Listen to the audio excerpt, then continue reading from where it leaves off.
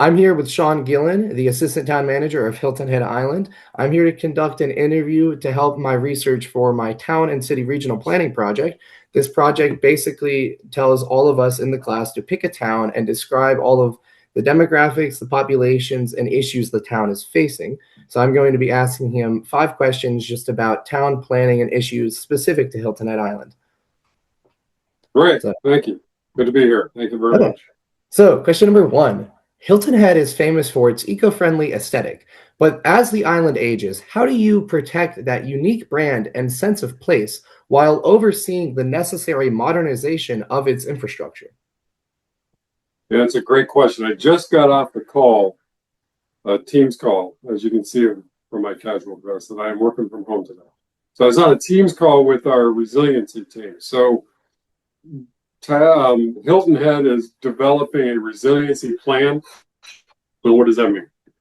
Resiliency, from our perspective, is going to be focused on coastal resiliency. So it encompasses almost everything we do from the municipal planning, land use planning, or what we call in South Carolina land management ordinance, to everything from that to infrastructure or stormwater infrastructure. I would say water and sewer, but in the town of Hilton Head, water and sewer is managed by separate authorities called PSDs, public service districts. It's not uncommon throughout the U.S. for that to be the case. It just happens to be what it is in Hilton Head. It also encompasses our maintenance work, how we do things. For example, we have we understand how sensitive our environment is because we're an island. So if you've ever been to Hilton Head, it's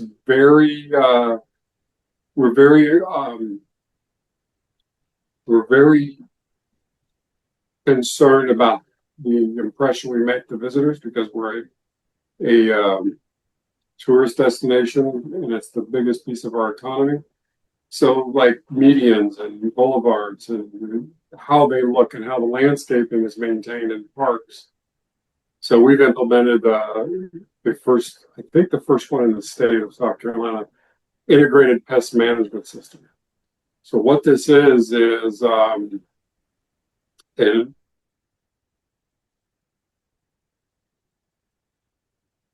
it's just an organic way to do landscape management. We can't use artificial chemicals. Everything has to be natural and organic. To extreme, even probably more than the organic food you buy at the grocery store is not as raised as strictly as the landscaping on Hilton Head. I used to work on Tybee Island, so it still slips out every once. Yeah. Which is in Tybee Island in Georgia there. So how we control weeds in the landscaping comes down to spraying some applications that are the other end of the spectrum from Roundup. How about that as an explanation? So that's one piece of it, but it's more than just how we deal with weeds. It's how we deal with pest control in the buildings, because we understand the very sensitive nature of our environment. Now, the other big thing that plays into that is the fact that 75% of the land use of the land on Hilton Head is private communities, private gated communities that the property is, although they come under the jurisdiction of the town, the property, the roads, how they handle weeds, how they do pest control and weed control is all private. But so that plays into our stormwater, but they are subject to our zoning rules and our building codes and things like that. They don't escape that by becoming a private development PUD that we control. So that's an interesting one. So I don't know if I strayed too far from your question there. Kind of that. I mean, it's certainly an interesting aspect that I didn't really consider that much. The whole actual like environment. Correct. But that did get me thinking, is this is I didn't even write this down, but is there an actual like plan in place, or is it kind of just on the cusp of, you know, wildlife like alligators? Because I see them all the time when I'm in Hilton Head, and I'm wondering, do you guys actually have a plan to like mitigate their, you know, effects, I guess, or is it just kind of let them free? Our resiliency plan is going to be how do we live? Yeah, So don't. So it was the same thing on Fabiano. We say someone calls us up and said, I was a city manager of Tybee Island for 6 years, but that's been 2 or 3 years ago. But so now in Hilton, when someone calls up and says there's an alligator on the beach, that happens every once in a while. They come up. They don't like salt water, but they'll get into that brackish water, and then sometimes the rivers will take them around to the beach side, or they'll be in the marshes in the backside, which yeah, is typically where you see them. Uh, we just tell people, yeah, they live there. Leave them alone. Don't go, don't go jogging with your 7-pound toy poodle at dusk. exactly. So it's just using common sense, but we have to coexist with these animals. But no, we don't eradicate that sort. That's not what we're talking about. We're talking about is, and this has been since Hilton was incorporated or designed as a city. It is that we want a town that is embedded in the environment and that is still there. There's pressures both ways to develop more and to control development. That's a common electoral theme at the local elected level in Hilton, and it's not uncommon in coastal cities because they're not building any more coastline. Yeah, Uh, it is still there. It is limited. It is finite. And as the values increase, it becomes, so the town is taking steps to sustain that culture of, town of Hilton is unique in the sense that we, as you very graciously put it earlier, that it is a integrated in the environment around it. So you drive past a Walmart, you won't even know it because the signage is so subdued and it's built into the tree lines and things like that. So that's something that's unique. And it's a challenge every time we do something. So right now we're going through the land management ordinance rewrite. This is a very huge lift for staff. And very fortunately, it doesn't fall under my purview directly, but I'm on the periphery of it, and dealing and helping the town manager guide that process through the city council, the town council, and it's going to become something that they want to get done before the election that comes up in November, and that's plenty of time. They've been working yeah, on this for some time, so it's not like we're rushing. But it's like they ran for office based on redoing this. And a lot of what's being discussed is what we're talking about in the sustainability of the island, resiliency of the island, preventing overdevelopment. The land management ordinance is trying to catch up to short-term rental, trying to in that market to curb its impact on the community, on neighborhoods. Uh, so that's something that's a big topic in that. And from our perspective, as we jump into this, we have a new planning director that we hired since I've been here, and he's been fantastic and jumped both feet into this. And that is something that is really at the forefront of the coastal community. So the town manager I were just talking about the org chart as we have someone out and we need to realign our executive command structure a little bit. And makes sense. he goes, I think I should take planning under me. I said, yeah, absolutely. If I were in your shoes, I would have two things very close to me: land use planning and finance. Because finance is where the rubber hits the road and everything we do. And land use planning is the number one thing that people think about out there. And they need to know that you're in there, that you're on top of that. And I said I would agree with that 100%. And so so my job as the assistant is I'm going to take this, and this, so you don't have to worry about it. I'm going to handle once the projects are approved, we're going to put the budget's approved. We're going to get the projects done. We're going to do. I'm a kind of the overseer of the beach renourishment program that's happening right now. I don't know if you've ever seen that process. We're dumping 2.5 million cubic yards of sand on the beach right now. They're Yeah. about halfway through. It'll be done in the March, I think. May, maybe, I'm not sure. Maybe the end of April. They might. I'm not sure they're going to go. They should be well done by the time the season is. That's good. The tourist season.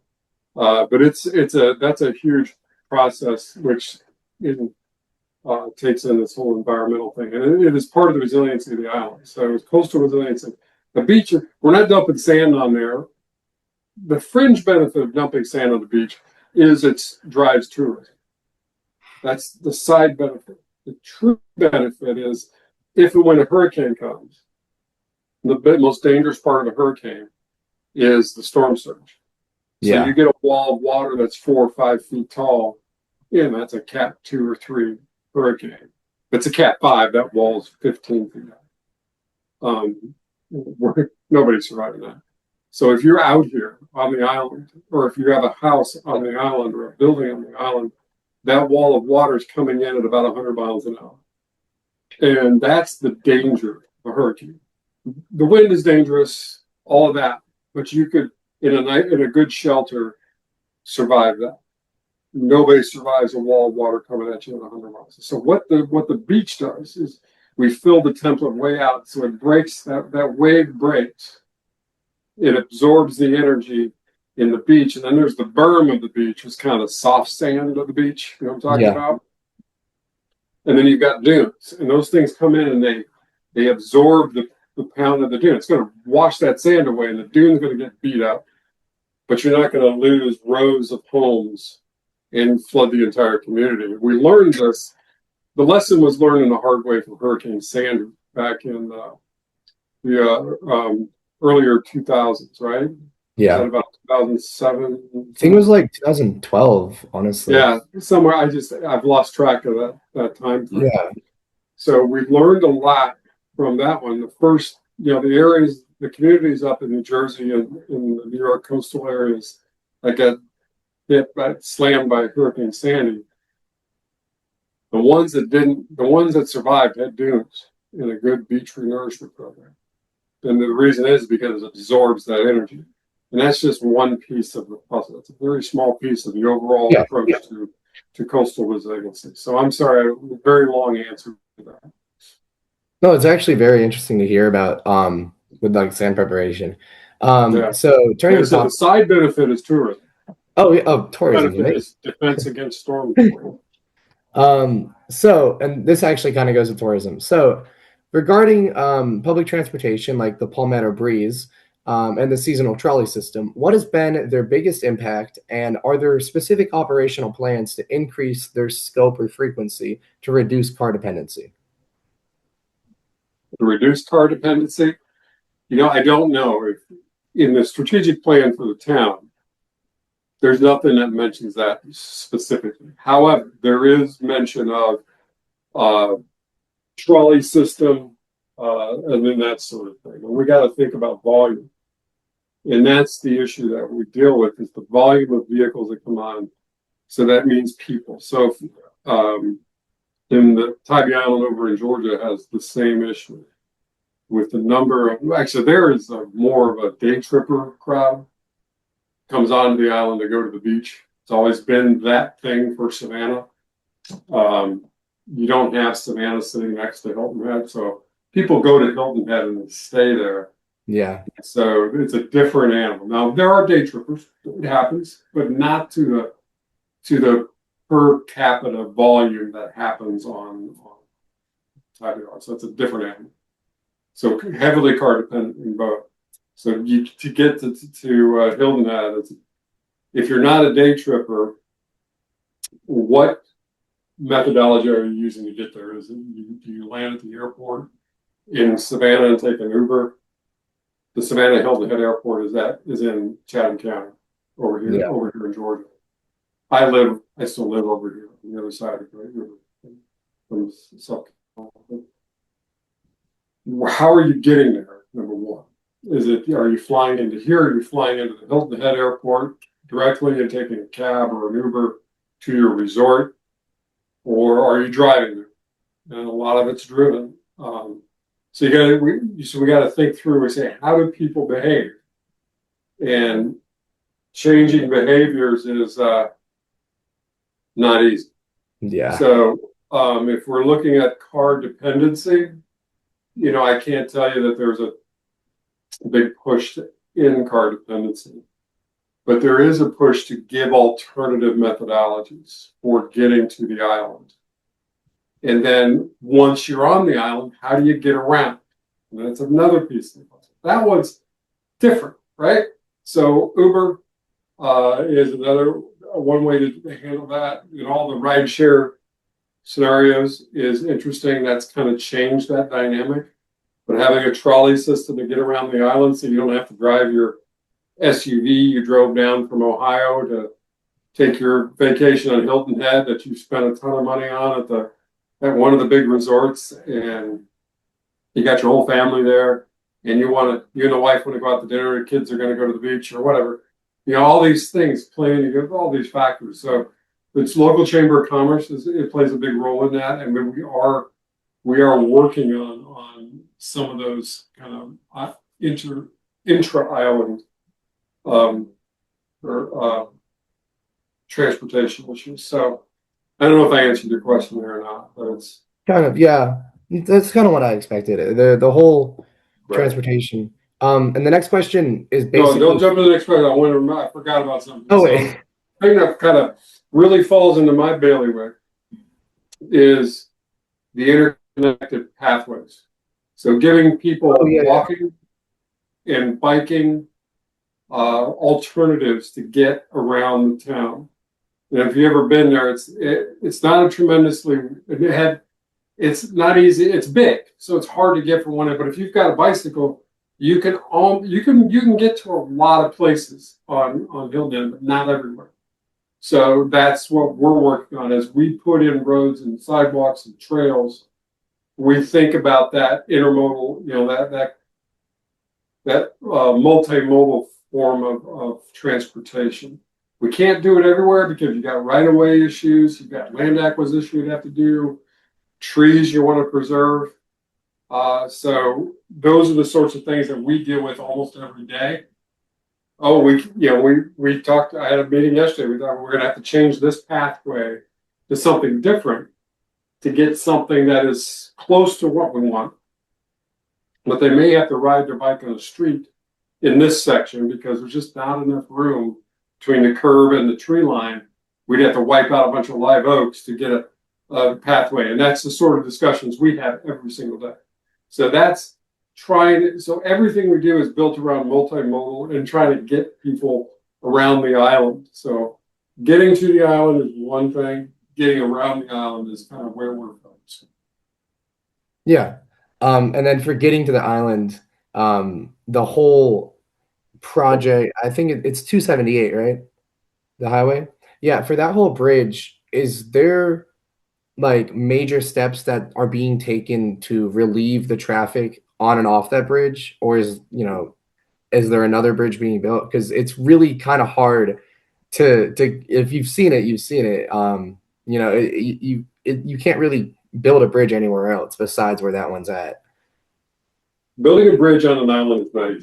If anybody lives in Savannah knows that they're building a bridge right now. It's been sitting there almost idle for 2 years.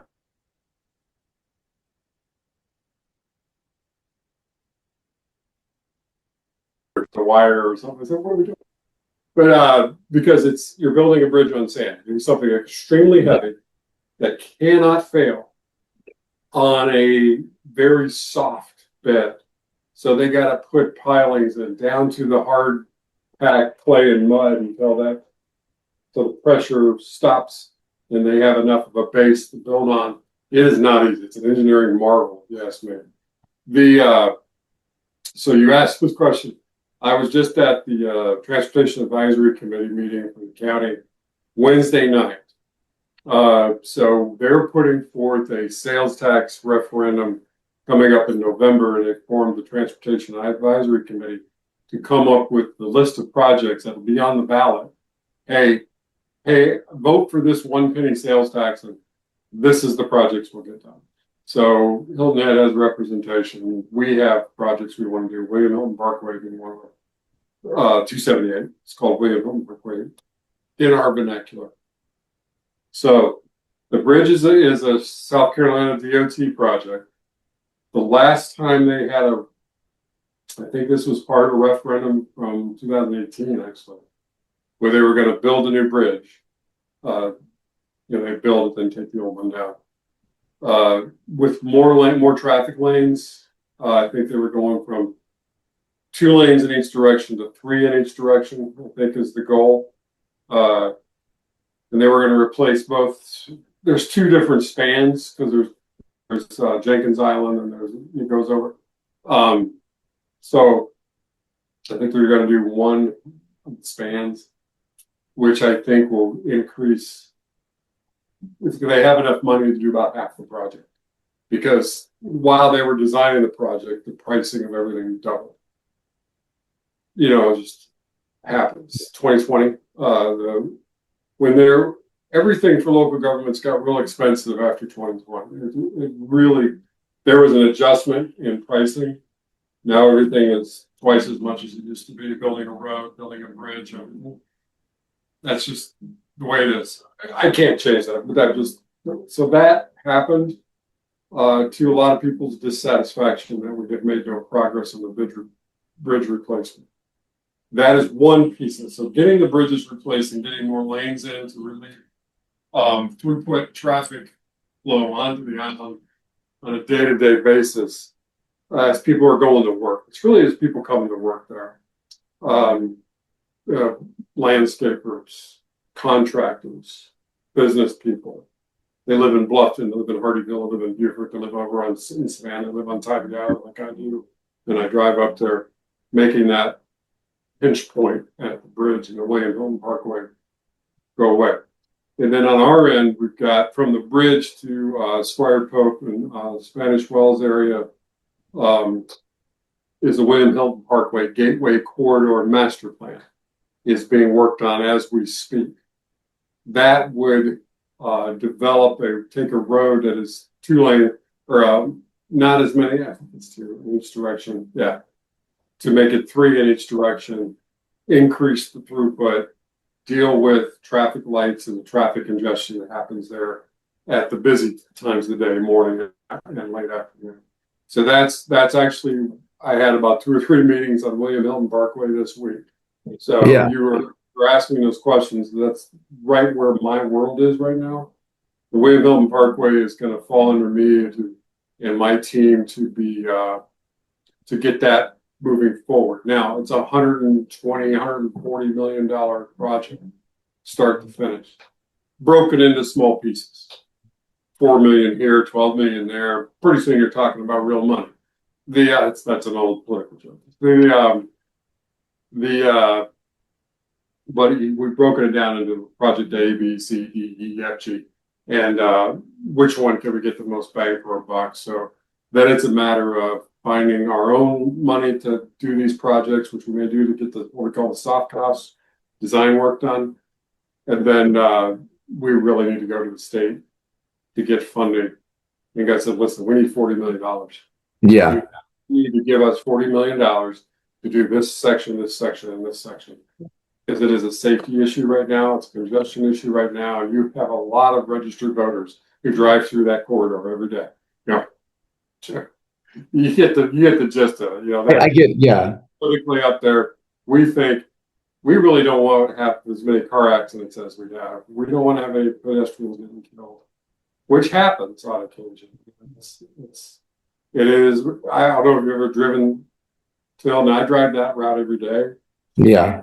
Yes, I leave. I get there early. I hit that route about 6:30 in the morning, so I don't have to deal with the traffic. And so that means I got to leave my house real. But then it's fine. But I'd rather do that than fight with the traffic. But we got to balance that with um, just building a bigger road doesn't necessarily make the traffic flow better. Any traffic engineer will tell you that. It's like it's like trying to lose weight by loosening your belt. It's this that's the old saying. It is that's not an effective traffic, but it is so we're focusing on not only traffic throughput but safety, and that's the sort of thing. And there's going to be debates over final design of this thing, the capabilities. We show a flyover bridge over one of the intersections that would completely eliminate the traffic light and would just by design create a way to get across the busy road and get on and off the busy road. But that is being built in a marshy area. It's a complicated build. And the cost estimates that we have could be double or triple once we get the thing bid out. So that's the Yeah. sort of so that's what we're doing to deal with that issue specifically. I'm sorry, I'm very long-winded today. Oh no, you're good. I only have because Zoom is weird, so there's only 4 minutes left.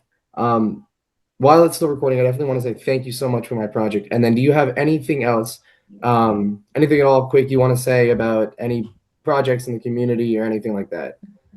Well, the key thing that they were working on is the land management ordinance is under review and has been for about for quite some time now. So it is a heavy lift for staff and for this town council. But it is the one thing that every elected official thinks about is the land use, especially in a coastal community. Hilton Head is unique in its land management ordinance. It also has district plans that go along to complement the comp plan. So there's a lot of big dollar developments that want to happen, and that bumps up against the land use rules, and so that's a constant struggle, and it's a constant battle. And so we're here to enforce what is in place, and sometimes what's in place isn't enough to hold off the forces of a rapid market change like short-term rentals. And all of a sudden, someone can legally tear down an old cottage and build a 7,000 square foot, 10 Yeah. bedroom house to rent out. And all of a sudden, this little neighborhood has got, 30 people staying in it, 30 different people in this one house every weekend having a party. That's a problem that we're trying to address through land management and building code and code enforcement and that sort of thing.